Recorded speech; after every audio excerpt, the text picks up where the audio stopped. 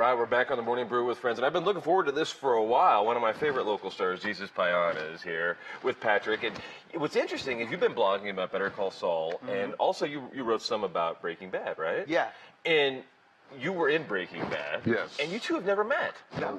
This is amazing. This is cool. Very cool. Yeah, this is so you're Better Blog Saul blog. Yeah. It's hard to say. Yeah. Better you've been chronicling the whole show as it's going through, right? Yeah. And what are we on, episode 3, 4? No, we had episode 6 last Is week. it already on episode 6? Yeah, which Wow. I think is halfway finished, so it's kind of sad. Yeah, because it's what, a 13-episode season, right? Yeah, it's a short season. Yeah. I believe it was 10. Is it 10? I think it's 10 Yeah. episodes. Wow. Yeah. I'm How trying many not are to you think in? about it. I am officially this season in just Miho.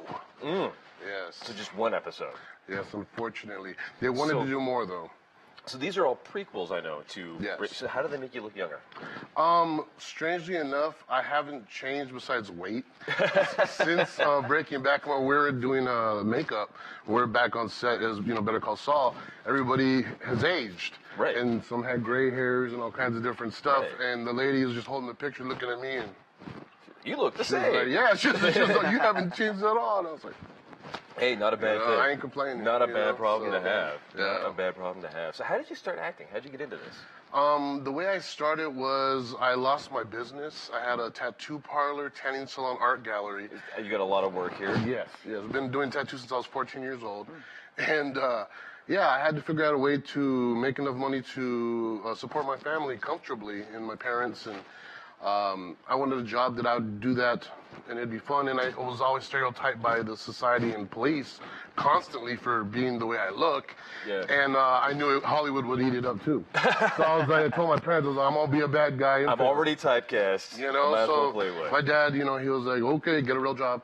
And he challenged me to a 30-day challenge that if I wasn't in a movie speaking in 30 days, that I had to come work for him at a real job. And what's his real job? What was his real job offer? At the time, he was the director of the sanitation department, so he's a very traditional man. So he said, I started at the bottom and had to work my way out, myself, no special treatment. So I was like, 30 days it is, you got it. Yeah. I'm going to be I'll do anything rather than sanitation. Is that really what it was? I was I'm going to work really hard in this next 30 days. Right. And I pulled it off in 28 days, and I was fighting Steven Seagal and had a speaking role. That's awesome. Yeah, That's it was awesome. cool. So I know you're like super fan of the show, and Yeah. you've been writing all about it for a long, long time. What are some of your favorite moments of him in Breaking Bad? And has the episode with you in it shown yet for Better Call Saul? Yeah, I'm in the premiere. In the premiere, So, okay. Yeah. So the world record breaking television history. Right, you're part of that. Yeah. So it's like I showed up, gave them what they needed. Now I'm not on it no more. And then it was downhill from there, right? Right. What do you remember most from that, of seeing Jesus on that first episode? Well, you were in the second episode too, Yes, right? yes. Yeah. That second episode. So the first episode starts out very fun. There's lots of everything. Right. And you're not really sure what Goes the to show's Omaha, going to be like. there's the Cinnabon thing. Yeah, you mean Cottonwood Mall. Yeah, you're right. Yeah. I've been to that Cinnabon before, and I've never been to Omaha. But after the first episode, which was on a Sunday night, you're not really sure what the show's going to be like. They had talked about it being a 30-minute sitcom. Right. And they had talked about it being dark or light, and so you don't really know what it's going to be like. And then the scene in the desert, the second episode, is when you finally realize this show's got something. Yeah. And it is tense, and you can't move when you're watching that scene, and you're in there. But then somebody will say something, and you're laughing. So I have never felt so scared but laugh at the same time. Right. I've never felt that way until I saw really the scene that's on the screen right now. And Jesus, I know you were part of that. And it was beautiful, it was dramatic, and it was funny. And I've never really seen a movie that was like that either. Right. Very cool. So how did you, find the character? And is it something that they just said, be yourself, Jesus, and just do it? Or did you have to find your inner actor? Well, a little of both. People study for decades to be actors, and then you got it in 28 days. I mean, how did you? I pissed off a lot of people. That was awesome going to acting school and going in there, and people have been doing it for 10 years, had 2 auditions, and I'd been there a year, and I was on my 5th movie. It was just like, that wasn't cool. So for me, before I became an actor and had my own store, I was a bodyguard and a bouncer in strip clubs and bodyguarded for some not so awesome people. And so I pretty much was in that lifestyle. So you knew how to be a thug. Yeah. That was my job. I was paid to be a scary dude and that guy, you know. Yeah. So that part was easy to reach. But putting myself in the situation of the script, of the story, the fact that Chuco's my brother-in-law, he's dating my sister. You know, there's a bunch of different, situations that are going on. I've lived in Albuquerque in the South Valley. I've dealt with all that world, so It comes a little bit more naturally, Yeah, what to expect. I've experienced it, so I'm able to portray it easier on film. Yeah. You know, and the fact that I don't get tons of lines, and I do lots of work, but I don't get lots of lines, so it's really important for me stand around and look tough a lot. Yeah. So I have to figure out how to bring a feeling across with my looks, with a stare, with different little things. Yeah. Yeah, that tough guy grin, that thing that you get, Yeah, absolutely. So when you're blogging about this, how do you write about characters, and what do you write about when it comes to the show right now? Well, what I like about the show right now is that we know where everything's going to end. Mm-hmm. We know what Saul's going to be. We know what Jimmy's going to be. Mm-hmm. We know that Jesus, you're not going to be there forever. I'm sorry, man. I'll miss you. Right. But we all saw season 5. Yeah. But we don't know exactly what's going to be the turning point to turn Jimmy into a criminal lawyer, which is one of my favorite lines in all of Breaking Bad. And so I know in episode 3 or 4 there was a scene where Jimmy gets a lot of money, and he might turn corrupt there, but he doesn't.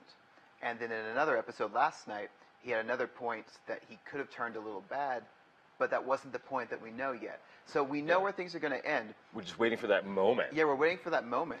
And so while some... You think that'll be like 16 seasons into Better Call Saul? Or? Yeah, they'll keep it going. Yeah. Just keep us on the edge of our seats waiting.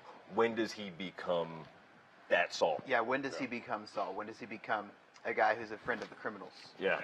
Well, I love this. You're moving on, too, from being kind of the character actor on TV to your own show now. Yes. This is cool. Let's get cooking with Jesus. Yes, there's that one. And this sounds like so much fun. So what do you cook? Well, what I'm doing is, for now, I'm traveling to people's different houses, local Americans. But you're doing everyday. private chef work? Yes. So, That's excellent. Well, this is the thing. I go to their house and I have them show me their favorite dish for their family, and I cook that dish with them with their family. So I'm getting to share, just the local people's favorite dishes. I'm not going to restaurants all the time. The same usual story, that they do on these shows. I want to showcase the people.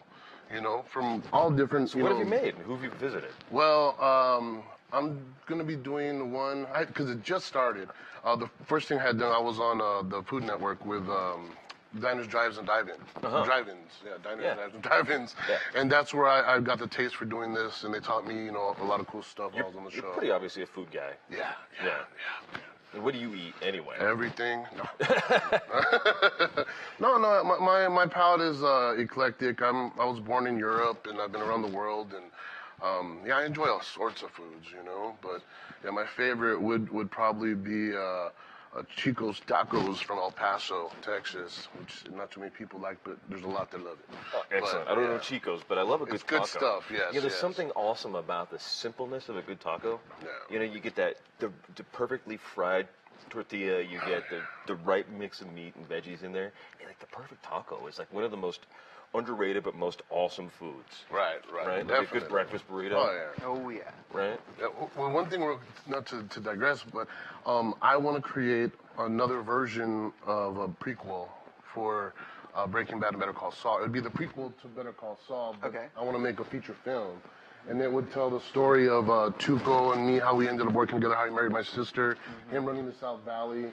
Yeah. Because they don't really focus on our story, because Raymond, as you know, in Breaking Bad and this one, he's been offered to be the main bad guy. Right. But because he's doing other shows, Breaking Bad, he was on the closer, and that was his main priority.